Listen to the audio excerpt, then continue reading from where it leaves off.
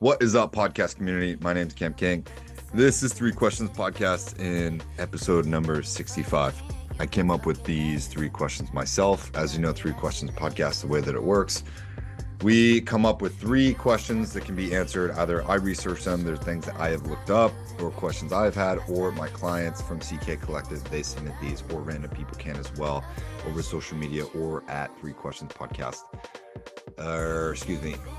threequestionspodcast@gmail.com.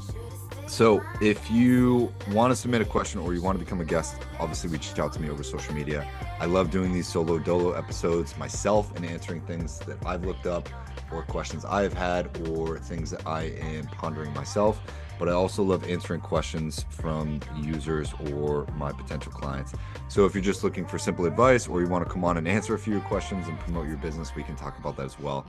And today I have some really good questions that I've been pondering about how I truly feel. I've answered these a few different ways myself throughout the years, and I want to take a stab at answering them here on a podcast.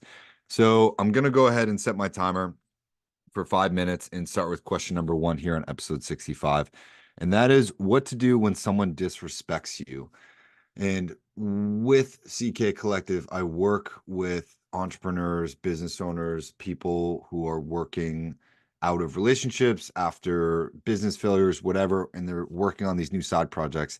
And I mostly work with them in the personal and professional space. In the personal space, so often incorporates 6 different fields, and that's physical, mental, emotional, spiritual, academic, and financial.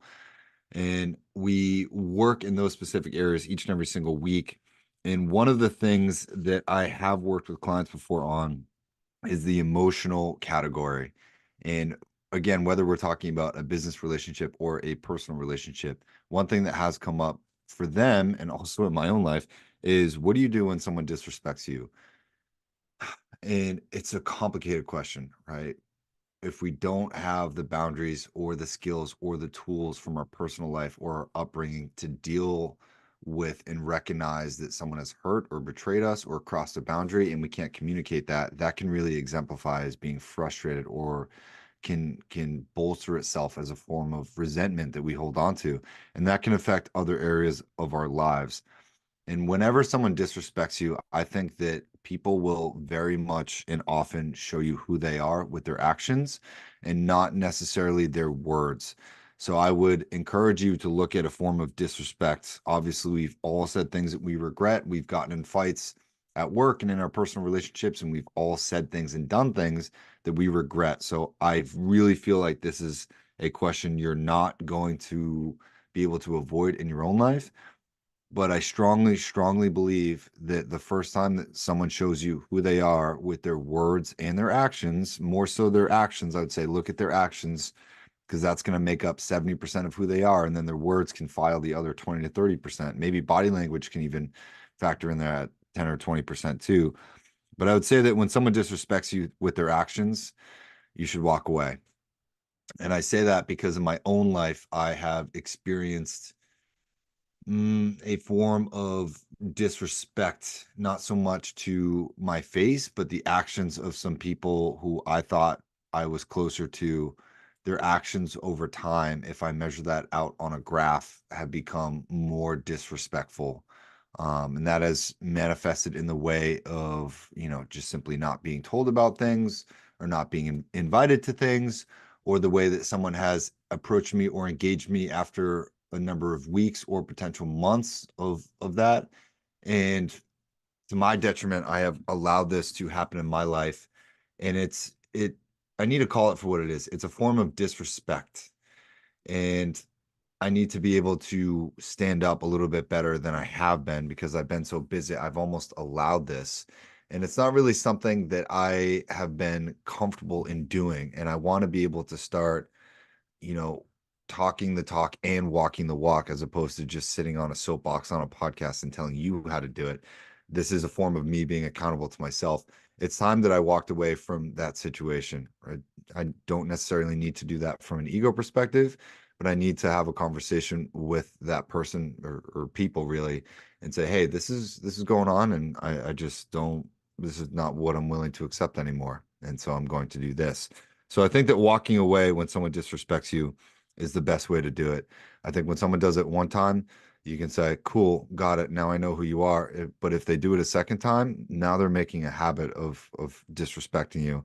And it's time that you either voice that or you show them what that you mean business and that you value yourself by walking away, even though that can be one of the hardest things in the world to do. So that's only 4 minutes with that question. The last thing that I'll say is, you know, I'm not one-sided on this. I've disrespected people enough times to the point in a relationship or just simply neglected them and didn't give them the love and affection to the point where women have walked away from me in relationships. And that's painful too, right? But you learn that and you change that over time. People make mistakes. And I think that you need to, number one, forgive yourself. And then number two, forgive others when they do that to you. You don't ever have to forget, but forgiving them is a gift for you, not necessarily for them, because you don't want to hold on to that sort of thing forever. Does that make sense? Let's hop to question number two. So, question number two is how to let go. Great. I wrote that question number two after I figured I would answer question number one. But how you let go, especially after a hurt or when someone has really transpired and done something that you don't like or that doesn't feel good. I would say for you, the best way to do that is the Ho'oponopono Ono prayer. And that's a Hawaiian prayer where you simply say, I love you, I forgive you, I'm sorry, thank you, I release you. You can say that in a combination of all five of those things. You know, thank you, I love you, I'm sorry, I forgive you, I release you. I release you is always the last one. But how to let go, I really have probably struggled with this one more in my life than I care to admit or have even told people. But for me, the ending of relationships or the ending of jobs or the ending of certain chapters in my life have been tough.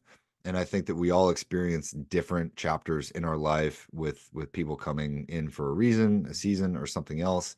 And when those things are over, that can be very challenging for us to let go of. We tend to constantly create our present moment, often with our past in mind.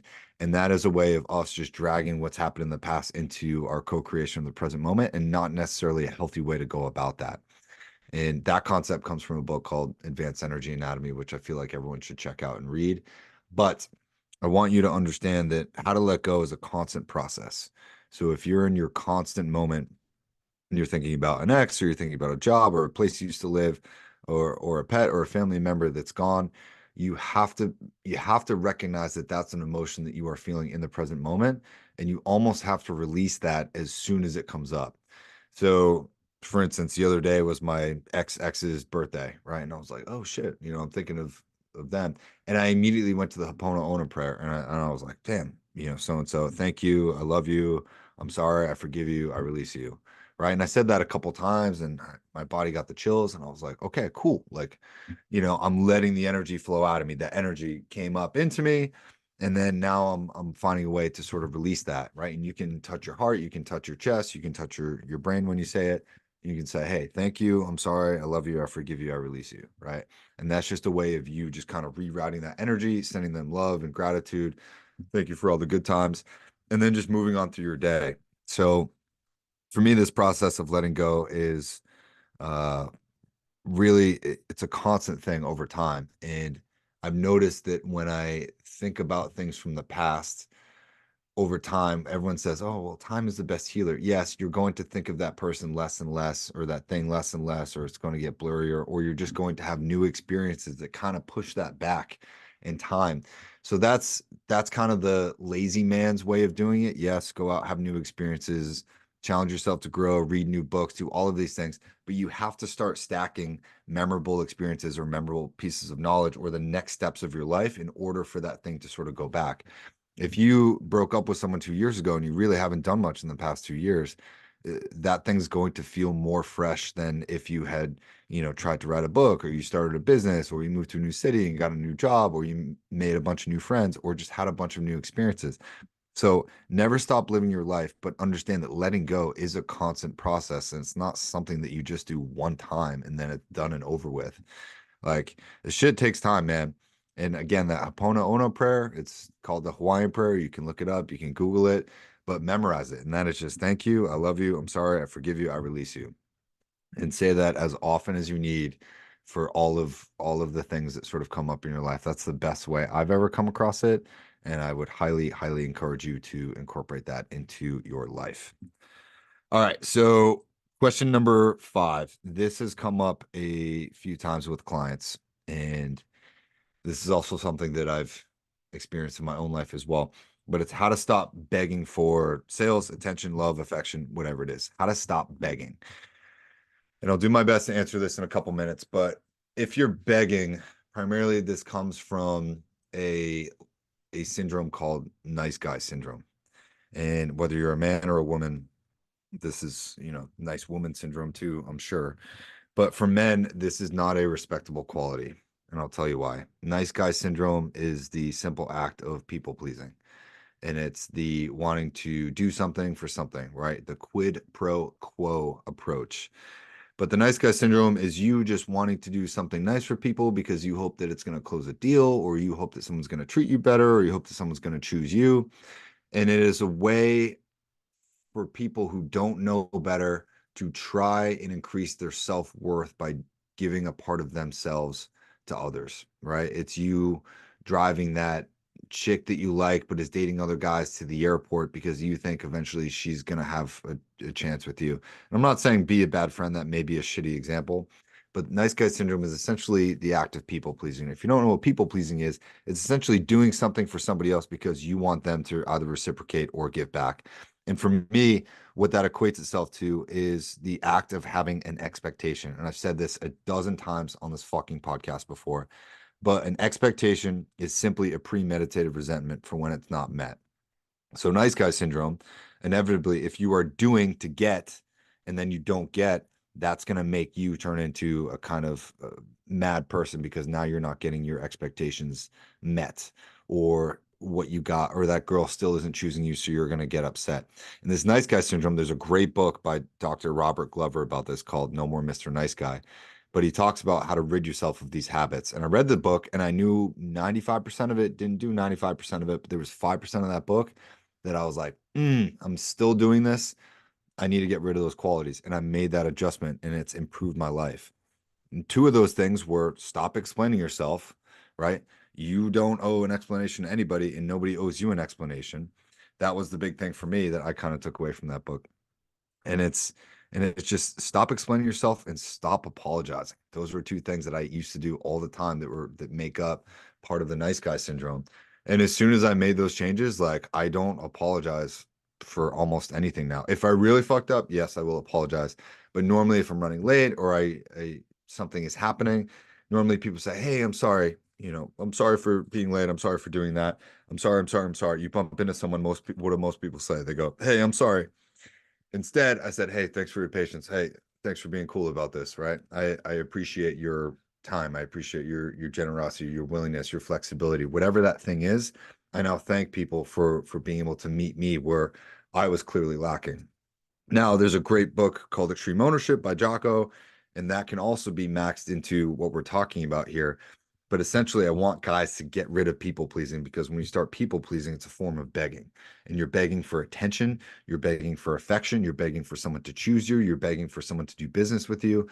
And I want people, especially my clients, if you're still listening to this, I want you to draw a line in the sand and say, "Hey, here's where I'm willing to meet you. Here's my offer. Here's my business deal." And then I want you to be able to walk away. So whether it comes in dating, whether it comes in marriage or business or just life in general, I want you to be able to say, "Hey, here's where I'm willing and able to meet you. And if not, no worries. We don't have to do this. We don't have to do business. I'll see you later." Okay. For me, that's made my dating life way better. Is I say, "Hey, look, let's go out on Friday. That's the only time I have available." "Oh, I can't," or I can't do this, right? One time I had a chick that was late and I was like, "Hey, look, if you're running late, this wasn't important to you. We can do this another time. Give me a call if you're free next week. My time's a little bit too important to be, pushed back, whatever." And I walked away. Okay.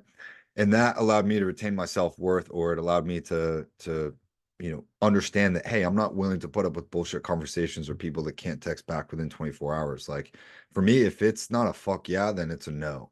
And I think that once you get rid of this people pleasing attitude, this no more Mr. Nice Guy thing, and you stop begging, you understand that you are the prize, that you have self-worth, and that your strongest negotiating position is being able to walk away. Okay. And I want people to get that through their heads. That's all I got for Three Questions Podcast, episode number 65. If you want to talk about this stuff, you want to come on and be a guest, I would love to have you. We can talk questions about these. We can make it dialogue based. I can just ask you questions. You can promote your business. We can talk about marketing, advertising, sales, new business, life in general, politics, sex, religion. I don't care. It's all on the table here. And yeah, if you want to submit questions, submit them over social media.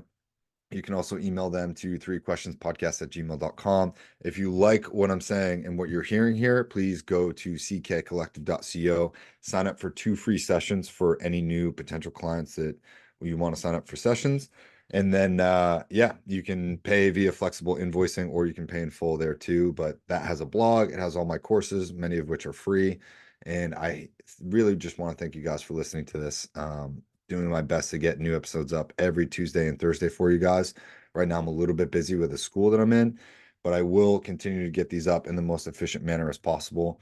And I hope you guys have a wonderful rest of your day. Please submit questions. I need some more. And I'll see you guys in the next one. Peace.